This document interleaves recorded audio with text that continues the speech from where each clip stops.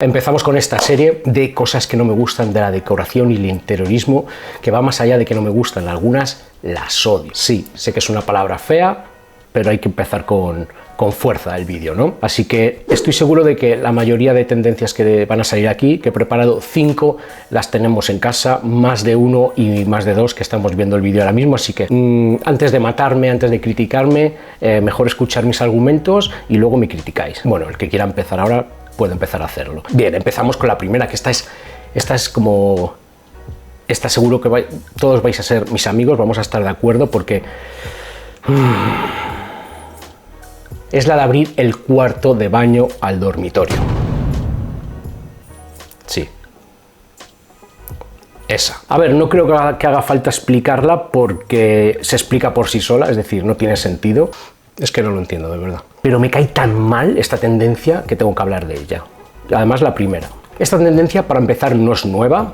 Los baños abiertos al dormitorio es una cosa que se lleva haciendo desde hace décadas, muchas décadas, en muchos de los hoteles más lujosos del mundo, que tenían el baño abierto a la habitación. Y bueno, en un hotel, vale, lo puedo entender, porque vas tú con tu pareja y bueno, no te va a ver nadie en el baño y tus olores te los vas a comer tú, es decir, es de tu propia cosecha, así que lo puedo aceptar. Pero que esta tendencia haya llegado a los hogares normales y corrientes como los que todos tenemos es algo que no me explico. Quiero decir, ¿qué ventajas tiene esto? En fin, yo no las sé. Así que he buscado por internet y he encontrado varios argumentos que dan los defensores de abrir el cuarto de baño al dormitorio, que dan como ventajas y bueno, me he quedado todavía más perplejo. Las principales ventajas, y digo las principales, ¿no? Las gordas, las que dan como argumentos fuertes, sólidos, son que al eliminar los límites físicos genera unas transiciones sumamente cómodas entre los diferentes espacios.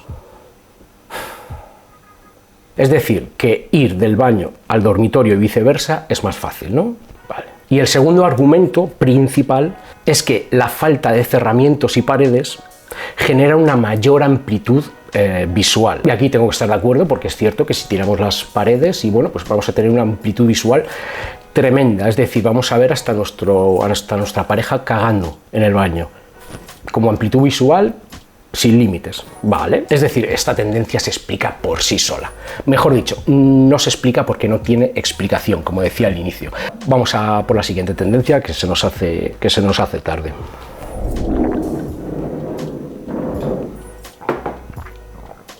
Están los vecinos que... Esta otra tendencia es algo que seguro me vais a pegar unos cuantos palos por ella porque creo que se hace mucho últimamente. Se trata de los recibidores abiertos al salón. Estoy totalmente en contra de esta tendencia, a no ser que sea por razones de peso, es decir, que en esa casa viva alguien pues que vaya en silla de ruedas o que tenga alguna discapacidad. Entonces, por supuesto, hay que abrir lo que haga falta, fuera barreras, ¿no? Pero más allá de eso, en la mayoría de ocasiones, abrir el recibidor al salón, yo no le veo ninguna ventaja, o al menos una ventaja que merezca la pena gastarse ese dineral y perder lo que perdemos cuando abrimos el recibidor al salón. Porque para mí, por lo menos, cuando se abre el recibidor al salón, en muchas casas se pierde más que se gana. Y es que los principales argumentos que se dan como ventajas para abrir el recibidor al salón, o que nos damos nosotros mismos para autoconvencernos de que es una buena idea, una de ellas es que vamos a tener un salón más grande, ¿vale? Ahora lo discutiremos. También otra es que vamos a tener un recibidor más luminoso. De acuerdo, ahora lo veremos. Y la tercera es que vamos a tener una mayor amplitud visual.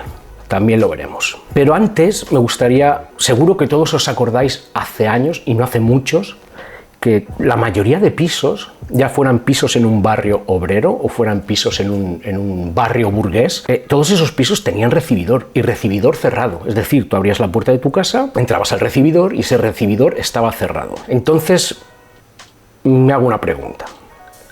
¿Por qué los arquitectos de aquella época que diseñaban estos pisos lo hacían así? ¿Es que no querían que tuviéramos un salón más grande? ¿No querían que nuestro recibidor fuera más luminoso? ¿No querían que tuviéramos una mayor amplitud visual? Pues claro que sí, cojones. Antes se primaba más lo importante, es decir, la privacidad, intimidad y comodidad. Y lo que pasaba fuera de tu casa se quedaba fuera de tu casa y lo que pasaba dentro de tu casa se quedaba dentro de tu casa. Tú estabas antes en tu salón y a no ser que fuera en el portal hubiera un jaleo muy grande, tú estabas en tu salón viendo tu tele y tú no te enterabas de nada. Sin embargo, ahora con un recibidor que da directamente al salón, abierto al salón, tú estás en tu sofá y estás oyendo el ascensor, estás oyendo los perros del vecino ladrar cada vez que pasa alguien por el portal. Da igual la hora que sea, esos perros siempre ladran. Los niños del otro vecino cuando van o vienen del colegio, la bronca del quinto o todos los portazos que se dan en el portal durante todo el día. Tú antes estabas en tu casa y llamaba al cartero y tú ibas a abrir al cartero, cerrabas la puerta de tu recibidor, abrías la puerta de casa, el cartero veía lo que tú querías que viera. Nada más. Hoy en día, cuando llama el de Amazon a la puerta para entregarnos el paquete, en la mayoría de casas tenemos que avisar, oye, que voy a abrir la puerta, recoge eso, tápate, ¿verdad? Y es que hoy en día, en la mayoría de casas, en el momento que abres la puerta, puedes ver literalmente hasta la cocina.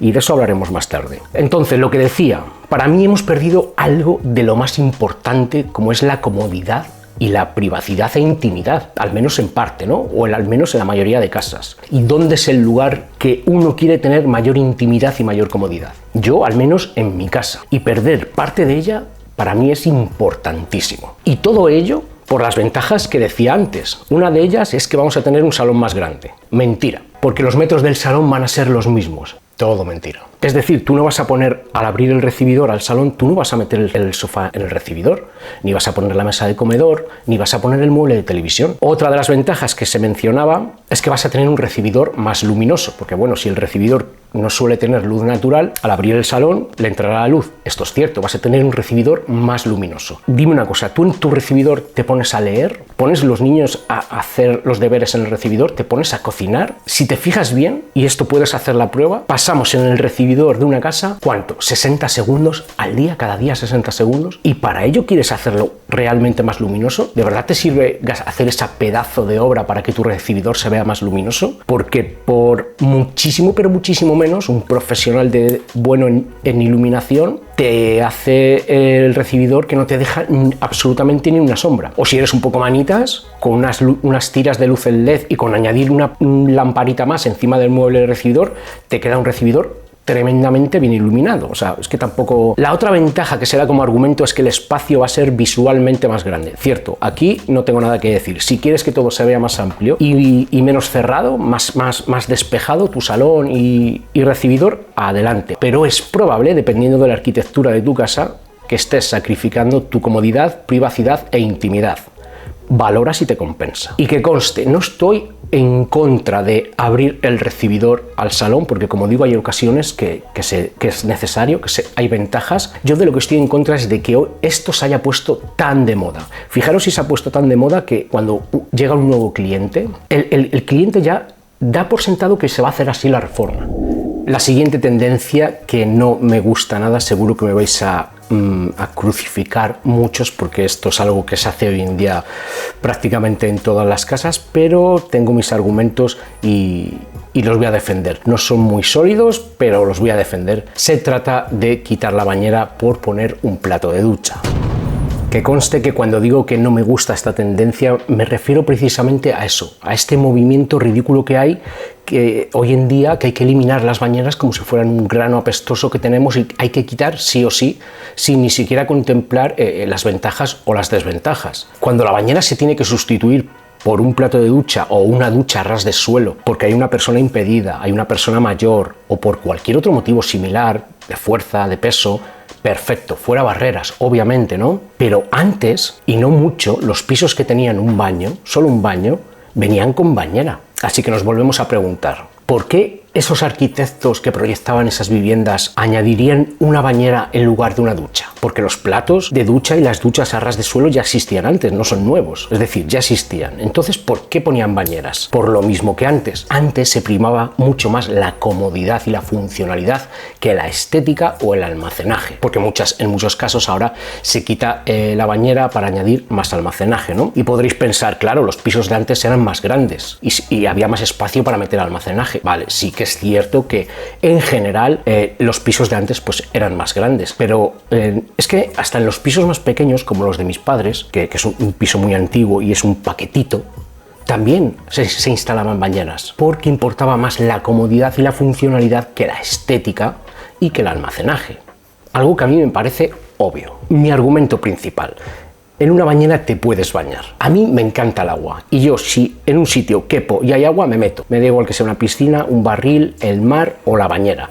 Es decir, meterte en tu bañera con el agua hasta el cuello, ponerte una serie, beberte una cerveza, un vino, un té, escuchar música, lo que te dé la gana. Es uno de los mayores placeres de la vida, al menos para mí. No es un argumento muy potente, pero lo sostengo y lo defiendo. Además, que poner una bañera no significa que tengamos que bañarnos todos los días. También nos podemos duchar, ¿no? Solo que tenemos que levantar los pies y meternos dentro de la bañera y nos pegamos una ducha rápida. Y esto último lo digo porque uno de los argumentos que dan los que están a favor de esta tendencia es que es mucho más fácil meterte en la ducha. Otro de los argumentos es que ahorramos agua, que es un argumento totalmente falso siempre y cuando solo nos duchemos en la bañera. Porque que yo sepa, el caudal de agua cuando te estás duchando es el mismo dentro de una bañera que dentro de una ducha. Así que a mí este argumento, la verdad, que se me queda un poquito cojo. Y podréis pensar, vale, si yo solo me voy a duchar porque yo solo me ducho, ¿para qué quiero una bañera? Mejor pongo un plato de ducha, ¿no? Bueno, pues me imagino que algún día te apetecerá bañarte, o a tu mujer, o meter a los niños para que jueguen,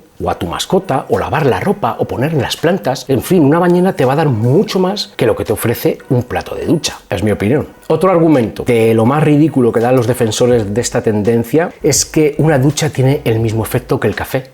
Porque, bueno, te metes por las mañanas y te despeja, ¿no? Pero es que estas personas no saben que en la bañera también te puedes duchar. Otro argumento, que una ducha es más rápida porque es el sistema de higiene que más se adapta a la vida moderna. Repito, estas personas no saben que en la bañera también te puedes duchar, porque, es decir, solo tienes que meterte en la bañera y ducharte. Ya está. Estos son los mejores argumentos y me parecen muy flojos para todo lo que te ofrece una bañera. Luego hay otro, que en este estoy a favor, que es que quitando la bañera y poniendo una ducha más pequeña, pues ganas espacio de almacenaje. Aquí estoy totalmente a favor, siempre que te haga realmente falta ese espacio de almacenaje. Porque si luego tienes ese espacio, pones un armarito o lo que te dé la gana y lo empiezas a llenar de trastos, botes y frascos o que no utilizas nunca, lo siento, pero has salido perdiendo. Así que, como decía al inicio de este punto, a no ser que haya en casa una persona mayor o una persona con necesidades especiales o realmente necesites espacio de almacenaje, para mí no tiene ningún sentido cambiar la bañera por el plato de ducha simplemente porque ahora se lleven los baños con duchas o porque sea más moderno. Ya me diréis vosotros qué os parece. Pasamos a la siguiente tendencia.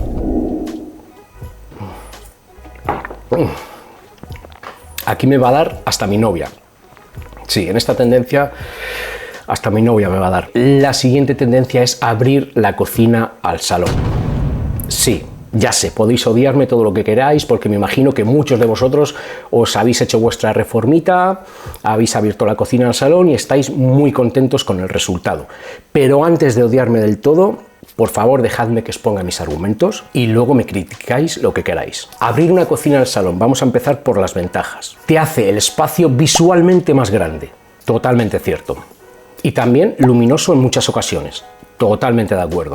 También hace más fácil en algunas ocasiones poner y quitar la mesa. Flojo, pero cierto. También ves desde la cocina, por ejemplo, tú estás en la cocina y ves lo que hacen los niños en el salón. Es decir, abrir la cocina al salón te crea un ambiente más familiar y estos son todos los argumentos reales, al menos, que hay hasta el momento. No hay mucho más. Sí que hay más argumentos como que el espacio se hace más grande o vas a tener espacio para poner más muebles o una cocina más grande. Y esto es falso en el 80 o el 90% de los casos. Todo mentira. Porque lo que ocurre en muchos pisos y casas, cuando la cocina está pegada al salón, está separada por un tabique. Si ese tabique es divisorio, tiene un rasillón, un ladrillo de 7 centímetros de grosor. Si a estos 7 centímetros le sumamos el yeso de un lado, el yeso de otro, la pintura, pam, como muchísimo, tenemos 15 centímetros de separación. Es decir, entre la cocina y, por ejemplo, el mueble de televisión que tengamos en esa pared, hay tan solo 15 centímetros. Cuando quitamos ese tabique, ya no puedes tener ahí el mueble o el sofá a 15 centímetros de la cocina. O sea, porque estaría el sofá dentro de la cocina, no puedes trabajar, no te puedes meter. Así que ya tenemos que separar el sofá de la cocina unos 70 centímetros al menos, en este caso. De momento el espacio ya lo hemos hecho más pequeño. Al quitar ese tabique ya no puedes poner ahí el mueble de televisión, O lo puedes poner de alguna forma rara o en el techo o en una de las paredes, pero lo que es el mueble ya no lo puedes poner. Por lo que hemos pasado de tener nuestro salón con nuestro mobiliario a tan solo 15 centímetros de la cocina, a tener que poner el sofá a mínimo 70 de la cocina, perdiendo espacio. O a tener que cambiar el mueble de televisión a otra pared porque no lo vamos a tener ahí en medio, en la cocina, ¿no? O también, peor aún, o hacer una cocina más pequeña, que esto suele pasar en muchas ocasiones. Se abre la cocina al salón y para que la cocina no invada mucho la zona del salón, se hace una cocina más chiquitita para dejar espacio para el sofá, etc. Así que de momento no son muchas ventajas, por lo menos para mí. Y esto pasa en muchísimas viviendas. Además, piensa otra cosa. Mira, un salón tiene 4 paredes, 4 parámetros verticales. En uno de ellos está la puerta de entrada, el acceso al salón. En otro de ellos tenemos las ventanas, generalmente las ventanas o el ventanal para salir a la terraza o el balcón. Es decir, nos quedan 2 parámetros libres practicables. Cuando quitamos uno ya solo nos queda un tabique.